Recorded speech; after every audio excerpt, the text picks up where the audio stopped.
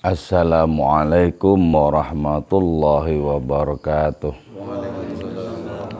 Bismillahirrahmanirrahim. Hamdan wa thana'an laka ya Allah, salatan wa salaman laka ya Habiballah wa ala alika wa ashabika ya khair khalqillah, laka ya Rasulullah wa li jami' man itaba'adinaka ya Habiballah haqiqatan min ladun Adam la yaumil qiyamah. Wa nakhusu khususan minhum ila hadrat Syekh Maulana Jalaluddin Rumi qaddasallahu sirrahu radhiyallahu lana wa lahumul Fatiha.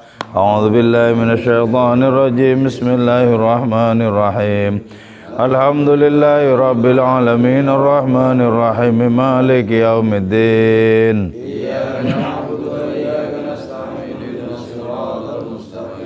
صراط الذين أنعمت عليهم غير المغضوب عليهم ولا الضالين آمين. لتقربنا إلى الله تعالى لمحبتنا إلى رسول الله صلى الله عليه وسلم لسلامتنا في الدين والدنيا والآخرة لقضاء ديوننا لقضاء حاجاتنا من هوائج الدنيا والآخرة لتيسير أرزاقنا حلالا طيبا مباركا كثيرا وسعا لصحة أجسادنا وقلوبنا لشفاء أمراضنا ظاهرا وباطنا لدفع البلايا والمحن والفتن والأمراض الأسقام ولمنابعنا لمصالحنا لأهل بيتنا وأولادنا وذرياتنا وجوارنا وأصدقائنا وجميع المسلمين والمسلمات والمؤمنين والمؤمنات الأحياء منهم والأموات ولعز الإسلام والمسلمين بجودك يا الله بشفاعة نبيك يا الله ببركة أوليائك يا الله وبأسرار الفاتحة. أعوذ بالله من الشيطان الرجيم. Alhamdulillahi rabbil alamin arrahmanir rahim maliki yaumiddin.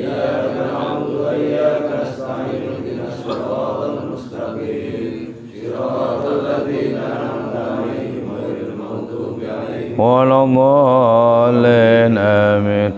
Qala al-musannif rahimahullahu ta'ala wa nafa'ana bi'ulumihi wa amadana bi asrarihi wa fadha alaina min barakatihi wa bikum amin. Bismillahirrahmanirrahim. Wa zada, dan menambah itu tukang kebun fil waswasati, di dalam bentuk bisikan, wastama'a, dan mendengarkan ilaiha, kepada itu waswasa, al-faqihu, siapa ahli fikih itu, fadhahaba, maka mengikuti itu ahli fikih, fadhahaba, maka mengikuti fi ithrihi, pada jejaknya itu tukang kebun, dzalika dzalumus safi, orang yang begitu zalim dan bodoh itu.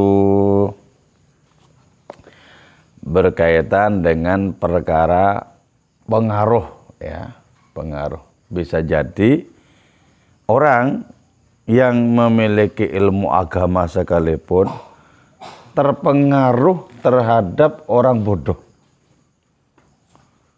Kalau orang yang memiliki ilmu agama itu tidak betul-betul mengamalkan ilmunya dengan penuh ketulusan, maka dia bisa terpengaruh langkah-langkah, bisikan-bisikan orang bodoh.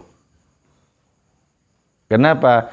Karena ilmu agamanya tidak mengukuhkan dia sebagai orang yang beriman dan berbakti kepada Allah Ta'ala. Tapi kalau ilmu agama itu sanggup mengantarkan seseorang kepada amal yang penuh dengan ketulusan, maka orang itu tidak bisa diotak-atik. Bahkan walaupun otak-atik itu dilakukan oleh setan yang paling lihai sekalipun, tidak bisa. Tapi kalau cuman ilmu tok yang dimiliki seseorang, dan ilmu itu ilmu agama sekalipun, tapi orang ini tidak mengamalkan dan tidak tulus di dalam mengamalkan ilmu agamanya, maka bisa terpengaruh oleh tipu daya orang-orang bodoh. Jadi betapa banyak orang yang memiliki keilmuan mentereng tapi perilakunya itu serong. Kenapa? karena ilmu itu tidak memiliki kontribusi apapun terhadap pemiliknya selain adanya kehancuran dan malapetaka. Jadi orang yang memiliki ilmu pengetahuan itu satu hal.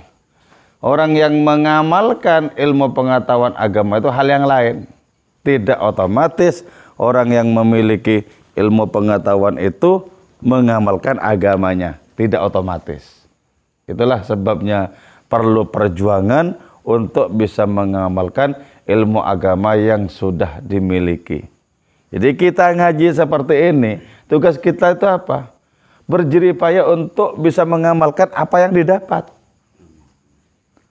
Kalau kita mengamalkan ilmu yang kita miliki, maka ada jaminan, yaitu Allah akan memberikan kepada kita ilmu yang sebelumnya tidak kita ketahui. Man amila lima alimah, orang yang mengamalkan ilmu yang dimiliki, yang diketahui, allamahullahu ilma ma lam ya'lam. Allah akan mengajarkan kepada orang yang mengamalkan ilmunya, mengajarkan apa? Mengajarkan ilmu yang sebelumnya tidak diketahui. Betapa sangat jelas contoh tentang Kanjeng Rasul. Siapa yang mengajari beliau? Ibunya tidak sempat mengantarkan beliau ke sekolah kok. Jadi itu yang dimaksud bahwa ittaqullah wa yu'allimukumullah. Bertakwalah kepada Allah, maka Allah akan mengajarkan ilmu kepada kalian. Jadi ilmu itu bisa didapat dengan cara mengamalkan apa yang sudah dimiliki. Nanti akan ditambah oleh Allah Ta'ala ilmunya itu. Ditambah. Jadi ini model epistemologi, model cara untuk mendapatkan ilmu sebagaimana diteladankan oleh Kanjeng Rasul Muhammad Sallallahu Alaihi Wasallam. Jadi ahli fikih tadi itu ya, itu termakan itu oleh bisikan tukang kebun yang pernah dijuluki sebagai dayus atau germo itu. Jadi ahli fikih ini sesungguhnya sudah kena tipu daya tukang kebun dan merasakan telah ditipu. Tapi tetap tidak bisa menghindar dari adanya tipu daya itu. Jadi ada orang-orang yang batinnya menjerit karena mereka itu termakan oleh tipu daya. Tapi walaupun menjerit, tetap saja tak berdaya dari adanya cengkraman tipu daya itu. Jadi karena itu ya, betapa sangat beruntung seseorang yang dianugerahi keleluasaan oleh Allah Ta'ala untuk mengamalkan ilmunya dengan sungguh-sungguh, dengan penuh ketulusan. Coba kalau misalnya dihadapkan kepada sebuah suasana di mana orang yang hidup di tengah suasana itu harus serong misalnya. Hidup di sebuah sistem di mana sistem itu sangat kompak dan sangat kuat untuk melakukan korupsi misalnya. Orang yang tidak melakukannya akan menjadi terasing, terpencil, bahkan terbuang di situ. Betapa sangat sulit pilihan seperti itu. Kecuali kalau kita memiliki keteguhan keyakinan untuk pindah saja dari sistem seperti itu. Tapi kalau misalnya masih eman-eman terhadap rezeki materi yang sudah kadung dapat di situ, betapa sangat tidak mudah untuk keluar itu. Jadi betapa beruntung orang yang hidupnya oleh Allah Ta'ala dikaruniai rezeki yang halal dan diberi keleluasan untuk mengamalkan ilmunya dengan sungguh-sungguh dan penuh ketulusan. Beruntung. Di antara keberuntungan kita itu adalah Allah menganugerahkan kepada kita teman-teman yang mendukung untuk mengamalkan ajaran agama dengan tulus. Itu karunia itu, teman-teman yang mendukung itu karunia banget itu. Coba kalau dikasih teman-teman yang tidak beres seperti tukang kebun di dalam kitab ini. Bisa menjadi seserong-serongnya itu. Jadi teman yang baik itu adalah karunia yang besar dari Allah Subhanahu wa Ta'ala. Karena itu carilah, pilihlah teman-teman yang baik. Kata kitab hikam, yang betul-betul disebut sebagai sahabat itu adalah dia yang baik kata-kata maupun tindakannya, kata-kata maupun perilakunya menunjukkan kita kepada Allah. Itu teman baik itu. Kata-katanya menggiring kita kepada Allah, perilakunya menggiring kita kepada Allah. Bagus itu. Bagus, karunia besar itu. Nah, si ahli fikih ini tadi ya, karena terpengaruh oleh bisikan tukang kebun yang bejat itu, akhirnya apa? Mengikuti jejaknya si tukang kebun itu. Jadi ya, kan betapa sangat disayangkan orang alim mengikuti jejak-jejak orang bodoh. Kan kebalik itu. Kebalik. Tapi itulah realitas dalam kehidupan. Hal ehwal yang seringkali terbalik, diantaranya adalah orang yang cerdas di bidang keilmuan mengikuti tipu daya orang-orang yang bodoh.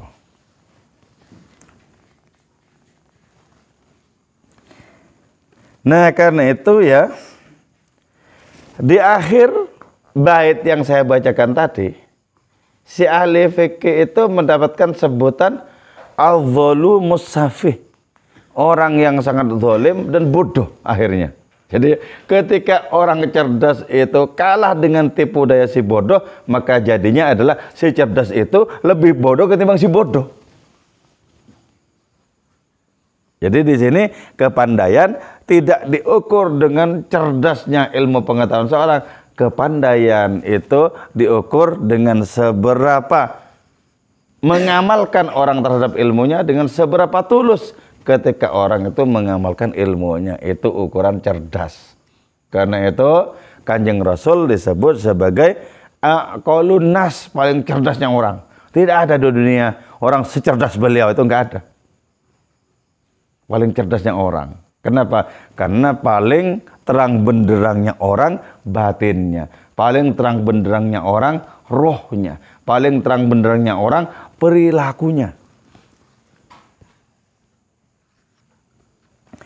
Faqala, setelah didapat ya, setelah ditelikung si ahli fikih ini dengan tukang kebun itu tadi, faqala maka mengatakan itu tukang kebun li syarif bagi seorang habib itu, ayyuhal himar, wahai keledai. Melonjak ya, melonjak ya. Kenapa? Karena merasa berkuasa dengan tipu dayanya itu.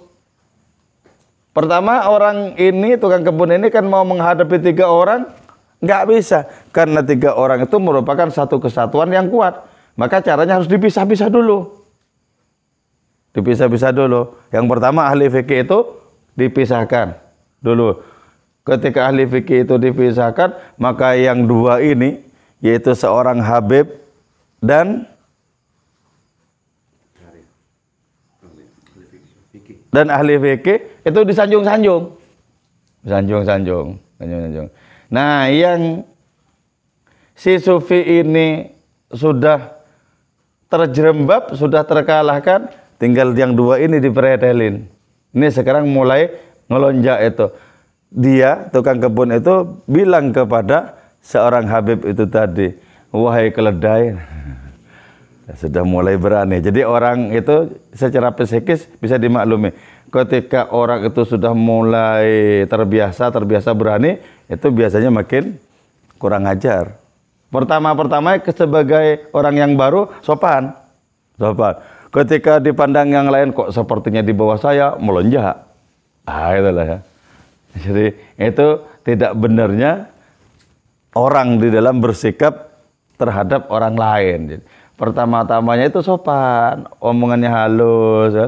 Terus makin lama makin dekat, makin gurauan, makin tidak beres. Oh, tinggi sekarang kan gitu. Sehingga bilang ayyuhal himar, wahai keledai, katanya. Manilladzi da'aka ila hadhil hadiqah, siapa yang telah mengajakmu ke kebun ini?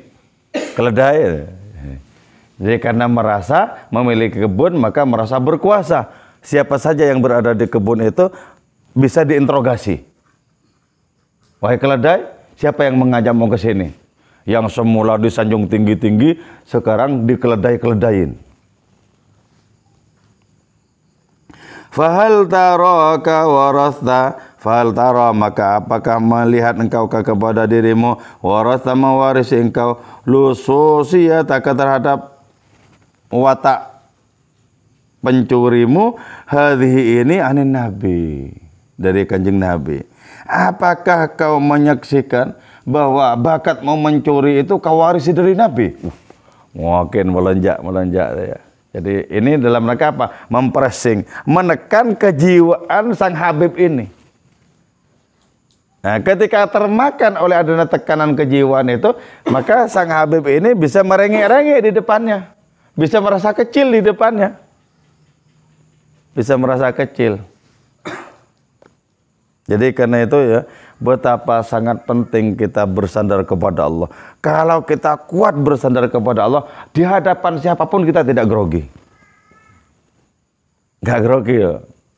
Mau di hadapan presiden apa-apa macam, nggak grogi, biasa saja. Kenapa? Karena bersandarnya begitu kuat kepada Allah. Coba kalau tidak kuat bersandar kepada Allah, di hadapan orang-orang yang dibesarkan, itu merasa kecil. Karena merasa kecil, grogi.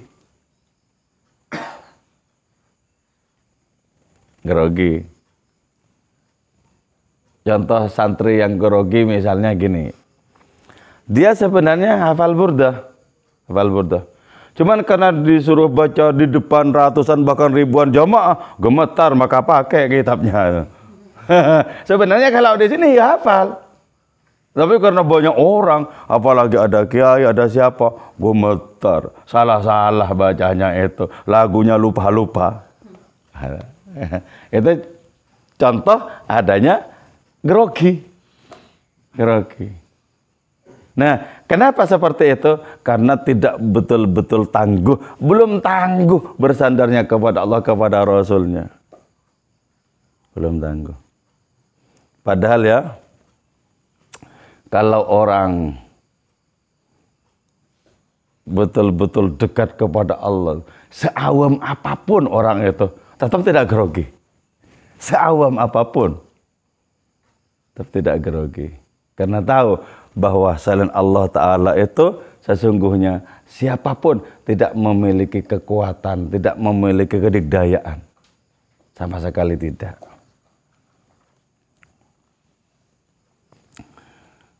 Oke.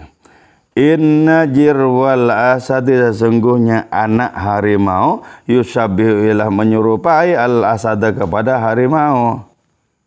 Fa'ayu shibhin, maka keserupaan macam apa laka bagimu wahai Habib bir Rasul, terhadap kanjeng Rasul. Kulli, katakanlah engkau li kepadaku, kalau engkau itu memang Habib, apa model keserupaanmu dengan Rasulullah itu apa? Coba di pressing seperti itu.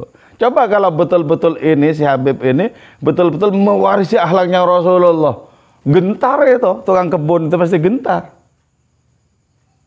Pasti gentar. Sebelum ngomong sembrono seperti itu, pasti sudah gentar. Kenapa? Orang dekat kepada Allah itu memiliki kewibawaan tersendiri. Punya kewibawaan tersendiri. Melebihi kewibawaan orang yang paling berani sekalipun. Melebihi.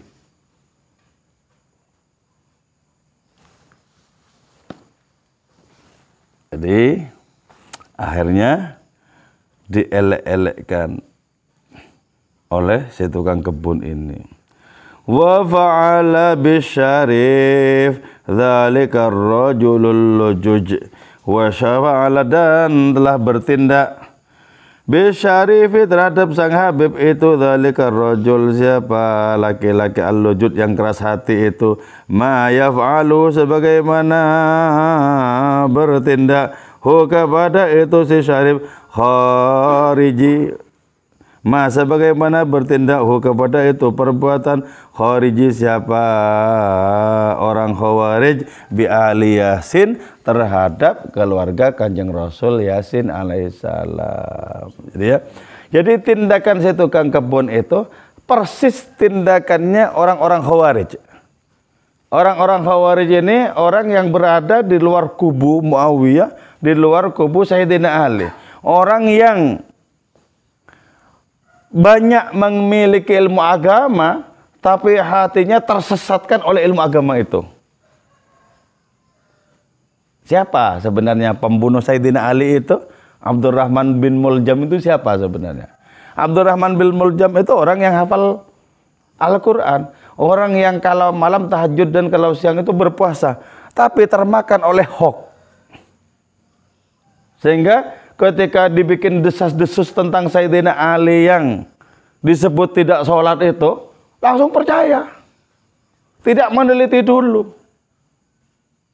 Nah ini ciri-cirinya orang Khawarij itu ya. Orang yang tidak menggunakan akal sehat di dalam memahami Al-Quran. Orang yang memakai model kebenarannya sendiri di dalam menghakimi orang lain. Jadi apa yang dilakukan oleh tukang kebun itu mirip dengan apa yang dilakukan oleh orang Khawarij terhadap keluarga Kanjeng Rasul. Nah sekarang itu ya fenomena-fenomena neo Khawarij itu atau Khawarij baru itu bermunculan. Pokoknya kiai-kiai siapa saja salah semua itu. Salah semua. Padahal kiai-kiai itu mondoknya puluhan tahun. Dan sangat tabahur, sangat mensamudra dalam keilmuan itu loh. Lengkap dengan ilmu-ilmu alatnya yang dikuasai. Semuanya itu dikuasai. Itu dikadalin itu, disingkir-singkirkan. Disingkir-singkirkan oleh orang yang baru belajar kemarin ilmu agama. Itu pun belum benar membaca teks-teks Arab. Disingkirkan. Itu namanya neo Khawarij atau Khawarij model baru. Karena itu harus kita pilah-pilah. Jangan setiap ustadz kita dengarkan ceramahnya hanya berdasarkan pencarian di Google atau di YouTube. Jangan sampai. Jangan sampai. Fa ayyu haqdin, maka kedengkian macam apa yukinno yang telah menyumbatkan hu kepada itu rajul daiman selamanya asyaitonu apa setan yukinno yang telah menyumbatkan hu kepada rajul daiman selamanya fa'ilnya asyaiton apa setan wal ghaulu dan hantu mithlu Yazid seperti Yazid bin Muawiyah wa Syamrin dan Syamr li alir Rasul. Jadi ya, kenapa di sini disebut Yazid bin Muawiyah? Karena ketika terbunuhnya Sayyidina Husain, kekuasaan itu berada di tangannya Yazid. Dan Yazid inilah yang memerintahkan. Dan Syamr itu adalah pembunuh Sayyidina Husain. Coba ya, betapa Kanjeng Rasul itu tidak dilihat sama sekali. Padahal Sayyidina Husain itu cucu dari Kanjeng Rasul. Orang yang akhlaknya mewaliki akhlak mulia Kanjeng Rasul. Gak dilihat sama sekali. Gak dilihat sama sekali. Itu menunjukkan betapa tindakan pembunuhan itu betul-betul menempati ranking dosa yang sangat tinggi itu. Wong permata Kanjeng Rasul, cucu kesayangan beliau itu dibunuh disikati. Dibunuh disikati. Jadi apa yang dilakukan oleh tukang kebun itu dengan kedengkiannya mirip dengan apa yang dilakukan oleh Yazid dan Syamr. Setelah peristiwa Karbala ya. Peristiwa pembunuhan Sayyidina Husain itu ya. Ada orang-orang yang sengaja menonton pembunuhan itu oleh Allah Ta'ala. Nonton padahal cuma nonton loh ya. Cuma nonton, sengaja nonton. Itu oleh Allah Subhanahu Wa Ta'ala dimatikan dengan cara tersiksa semuanya. Dari mulai yang membunuh sampai yang nonton. Itu dimatikan oleh Allah Ta'ala dengan cara tersiksa. Ada yang kehausan, dikasih minum tetap haus, dikasih minum tetap haus. Ada yang merasa panas, disirim air tetap panas, sirim air tetap panas. Kenapa? Karena berarti menonton perbuatan dosa yang sangat besar. Jadi kalau misalnya ada orang membunuh orang biasa, itu tidak sama dengan membunuh orang yang betul-betul memiliki martabat di hadapan Allah Ta'ala. Itu tidak sama. Jauh lebih besar dosanya membunuh orang-orang yang punya martabat di hadapan Allah Subhanahu wa Ta'ala. Contohnya ya, dalam sebuah hadis disebutkan ketika Kanjeng Rasul itu meramal terbunuhnya Sayyidina Ali. Ketahuilah Ali bahwa suatu saat ketika engkau bersujud, engkau dipedang sininya Ali sampai darah mengucur ke jenggotmu Ali. Sayyidina Ali masih bertanya, apakah waktu itu ya Rasulullah imanku selamat, agamaku selamat? Ya selamat. Alhamdulillah. Jadi Nabi itu sudah meramal tentang terbunuhnya Sayyidina Ali. Dan Nabi kemudian bersabda, pembunuhmu Ali, dosanya sama besar dengan pembunuh untanya Nabi Soleh. Sama besar dengan pembunuh unta Nabi Soleh. Oh, unta Nabi Soleh itu mukjizat, malah dibunuh sama kaumnya sendiri yang sangat bengal-bengal itu. Sayyidina Ali adalah cemerlang cahaya rohaninya, kok malah dibunuh oleh Abdurrahman bin Muljam, oleh orang yang setiap malam tahajud, setiap hari berpuasa, hafal Quran pula, tapi salah pemahamannya, termakan oleh hoax. Jadi hoax menyebar sangat luas di zamannya Sayyidina Ali itu. Sampai ketika Sayyidina Ali terbunuh ketika sholat dan kabar itu tersebar, orang-orang di Syria bertanya, oh sholat juga tuh Ali itu. Jadi desas-desusnya hoaxnya itu, Sayyidina Ali sudah nggak sholat, sudah meninggalkan agama. Sampai muncul kata-kata seperti itu. Oh ternyata sholat juga tuh. Sampai seperti itu.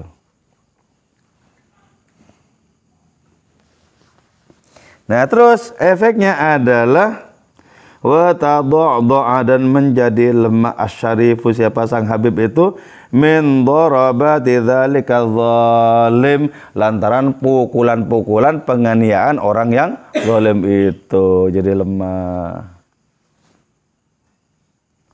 Faqala, maka mengatakan itu Syarif sang Habib itu, lil faqih bagi.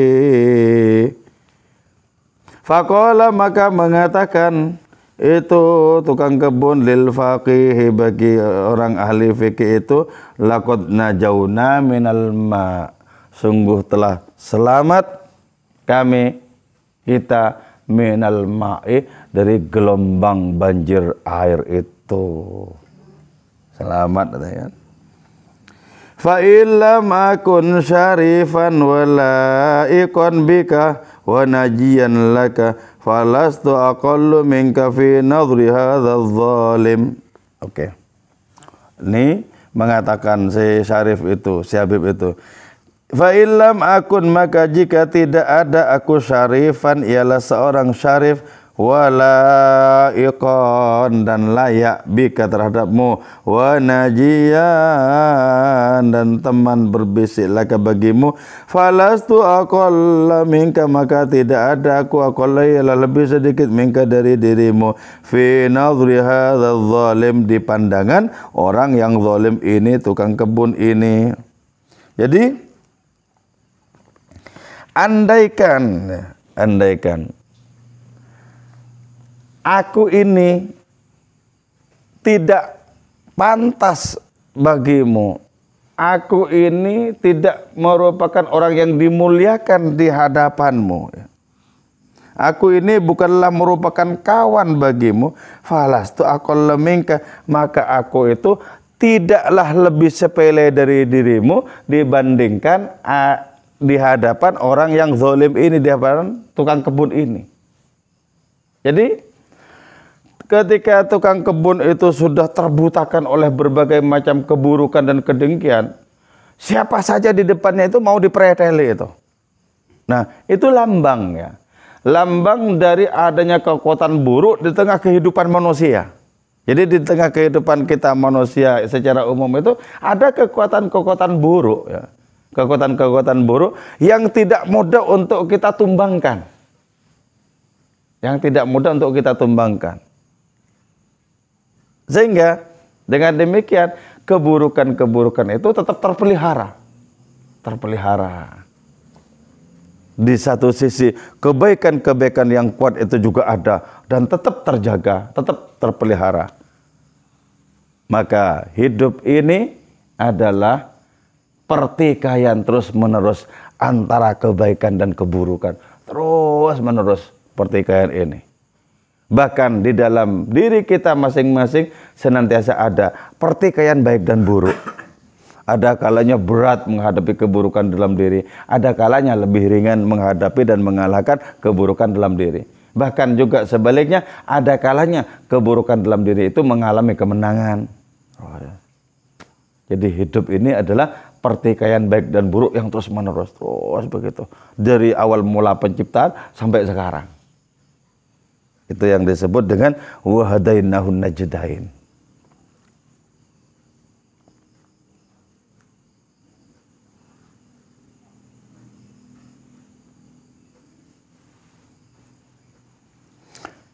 Oke ya, saya kira ini yang kita selami bersama di dini hari ini.